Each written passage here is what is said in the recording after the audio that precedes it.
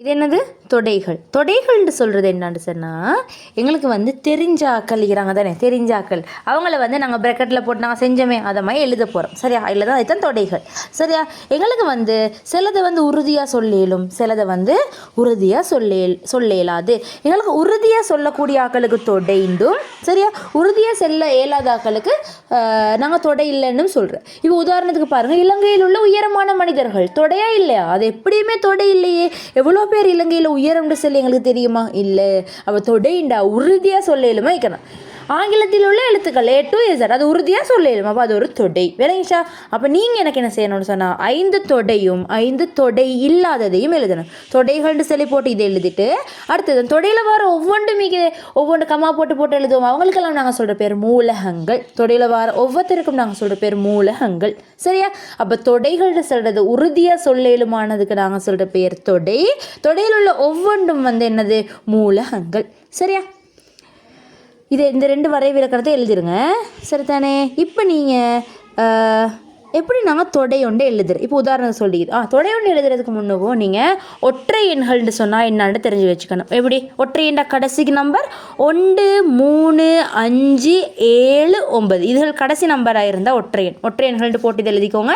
இரட்டை எண்கள்னு சொன்னால் கடைசி நம்பர் 0 2 4 6 8 இந்த நம்பர் கடைசி நம்பராக இருந்தால் அவங்களுக்கு பேர் இரட்டை எண்கள். சரியா? நாங்கள் இதை தொடை ஒன்றை நாங்கள் எப்படி எழுதுறோம். இப்போ எங்களுக்கு சொல்லிக்குது. முதன்மை எண்கள் நாங்கள் முதல்ல வீடியோவில் பார்த்தேன். அடுத்து சதுரெண்கள் நினைவு வச்சுக்கோங்க. சதுரெண்ட ஒரு நம்பர் அதே நம்பரால் பெருக்கிறேன். இப்போ 2 4 3 9 4 16. அப்போ நீங்கள் இதில் 10 முட்டும் சதுரெண்களையும் எழுதி வச்சுக்கோங்க. சரியா? சதுரெண்கள்ட்டு போட்டு அப்போ இப்போ உங்களுக்கு கேட்குறாங்க ஒன்றுல இப்போ உங்களுக்கு எப்படி ஒன்று தந்திக்குது. A சமன் இரட்டை அடைப்புல, சரியா, 1 தொடக்கம் 10 வரை உள்ள இரட்டை எண்கள். 1 தொடக்கம் 10 வரை உள்ள இரட்டை எண்கள். அப்போ A போட்டு சமன் போட்டு மறுவை இந்த இரட்டை அடைப்பு போட்டு இப்படி 2 4 6 8 10 வரைக்கும் தானே சொல்லிங்க. 10 வர அது சரி 10 வரும். சரியா? அப்போ இப்படி எழுதி காட்டணும். கமா போட்டு இந்த இரட்டை அடைப்பு போட்டு ஒரு பேர் ஒன்று வச்சு நீங்கள் எழுதி காட்டணும். இதில் உள்ள ஒவ்வொருத்தருக்கும் நாங்கள் சொல்கிற பேர் தான் என்னது? மூலகங்கள். இதில் உள்ள தொடையில் உள்ள ஒவ்வொரு ஆளுக்கும் நாங்கள் சொல்கிற பேர் மூலகங்கள். இப்போ சொல்லிக்கிறாங்க இன்னொரு தொடை மகரகம. இதில் உள்ள எழுத்துக்களை கேட்டுக்கிது. என்ன வரும்? A சமன் இரட்டை அடைப்புல மானா கானா ராணா. ஒரு எழுத்தை பாருங்க, மறுவலும் காணாகிது. அப்போ அது எழுத தேவையில்லை. மறுவலும் மானாகிது, எழுத தேவையில்லை. ஒரு கதை நாங்கள் ஒரு எழுத்தை இரட்டை அடைப்புழுக்கு நாங்கள் எழுதி காட்டணும். சரிதானே? அப்படின்னா இப்போ உங்களுக்கு இப்படி தந்திக்கிறான் என்னது? B சமன் இப்படி மூலகங்கள் தந்திக்கிறாங்க உங்களுக்கு. சரியா? 2 4 6 8 இப்படி தந்திக்கிறான். இப்போ இதை உங்களுக்கு எப்படி சொல்லலாம்? இதுக்கு ஒரு பொது பேர் ஒன்று சொல்கிறோம். என்ன சொல்லிடலாம்?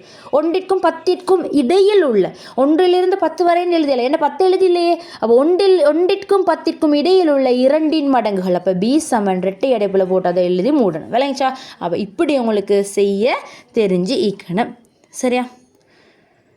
அடுத்தது சில தொடைகளில் நிறைய மூலகங்கள் கொண்டே இருக்கும். உதாரணத்துக்கு இரட்டை எண்கள்னு சொல்லிக்குது. எத்தனைலேருந்து எத்தனை விட்டுருன்னு சொல்லல. அப்போ எப்படி வரும்? 2 4 6 8 நிறைய வரும் தானே.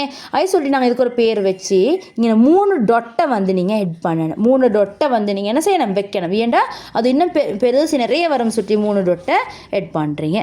சரியா? இப்போ தொடை ஒன்றை எப்படி வெண்வரி படத்தில் குறிக்கிறேன். வெண்வரி படத்தில் இப்போ நீங்கள் எழுதுறீங்க தானே. இது எழுதிக்கிற ஆக்களை, சரியா, நீங்கள் வெண்வரி படத்தில் ஒரு ரவுண்ட் ஒன்றை போட்டு, சரியா, என்ன எழுத்து கொடுத்துக்கிறீங்களோ இப்படி அம்புக்குறி இப்படி இருக்கணும் இந்த பக்கத்தில். அதோட அந்த எழுத்து என்ன கொடுத்துக்கிறீங்க அதை போடுறீங்க. போட்டுட்டு இதில் வரக்கூடிய ஆக்களை, இந்த இரட்டை அடைப்பில் எழுதின ஆக்களை இது உள்ளுக்கு நீங்கள் எழுதுறீங்க. இது தான் வெண்வரி படம். சரியா? இதுக்கு பேர் தான் வெண்வரி படம். சரி, அப்போ நீங்கள் எனக்கு இதில் பயிற்சியில்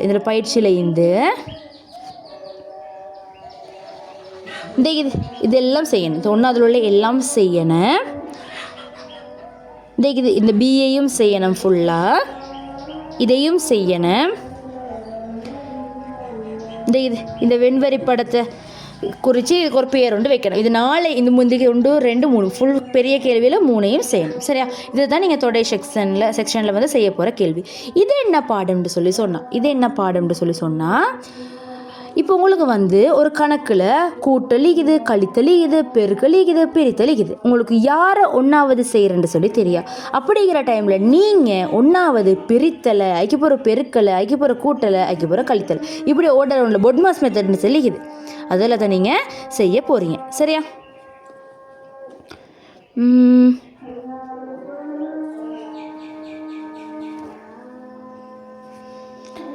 அதில் உங்களுக்கு வந்து பொட்மாஸ் மெத்தட் உங்களுக்கு வந்து இப்படி தான் தந்திக்குது. எப்படின்னு சொன்னால் இப்போ உங்களுக்கு இப்படி இருக்குது 10 + 2 தர 3 இருக்குது பாருங்கள். உங்களுக்கு கூட்டல் கழித்தல் இருந்தால் ஓர்டருக்கே செஞ்சு கொடுங்க.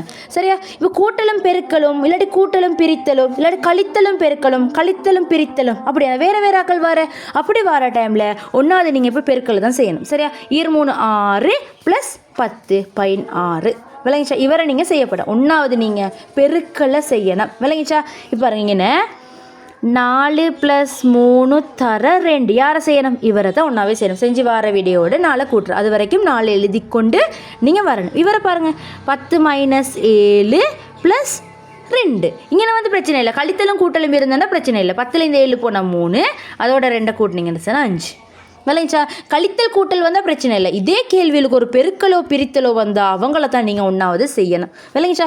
பாருங்கள் இப்படி இருக்குது. இப்போ 4 2 பிரித்தல் 2 இது. இப்போ என்ன 4 2 8 பிரித்தல் 2 8 2 பிரிச்சா 4. விளைஞ்சா? பெருக்கலும் பிரித்தலும் வந்தாலும் கேஸ் இல்லை, கூட்டலும் கழித்தலும் வந்தாலும் கேஸ் இல்லை, ஓர்டருக்கு தான் செய்யணும். ஆனால் இதில் ஒன்றும் கலந்து வர டைமில் நீங்கள் ஒன்றாவது பெருக்கல் பிரித்தல் கணக்குகளை தான் என்ன செய்யணும்? செய்ய போகணும். சரியா? ஒன்றாவது பாருங்க என்ன 7 - 4 + 5. 7லேருந்து 4 போனால் எத்தனை? 7லேருந்து 4 போனால் 3 + 5 8. சரியா? அடுத்தது 80 பிரித்தல் 10 தர 5. இங்கே பிரிச்சிங்கண்டா 8 தர 5 40. விளங்கிச்சா? இப்போ இங்கே பாருங்கள், இந்த கணக்கை பாருங்கள். கழித்தல் ஒன்றும் வகுத்தல் ஒன்றும் யார் முதல் உரிமை? இங்கே இதுக்கு தான் முதல் உரிமை. அப்போ 50 - 10 2ஆல் பிரித்து 5, 50லேருந்து 5 போனால் 45. அப்போ ஒரு கணக்கில் பெருக்கல் பிரித்தல் வந்து புரிஞ்சுச்சுன்னா அவங்களுக்கு தான் முதல் உரிமை. அப்படி இல்லாட்டி பெருக்கலும் பிரித்தலும் கூட்டலும் கழித்தலும் இருந்தால் நீங்கள் சும்மா ஓர்டருக்கு செஞ்சு விட்டு போனீங்கன்னு சொன்னால் சரி. அதன் அடிப்படையில் இந்த சுருக்குகையில் உள்ள எல்லாத்துக்கும் நீங்கள் விடை எழுதணும். சரியா? சுருக்குகையில் உள்ள எல்லாத்துக்குமே நீங்கள் வந்து விடை எழுத போகிறீங்க. சரிதானே?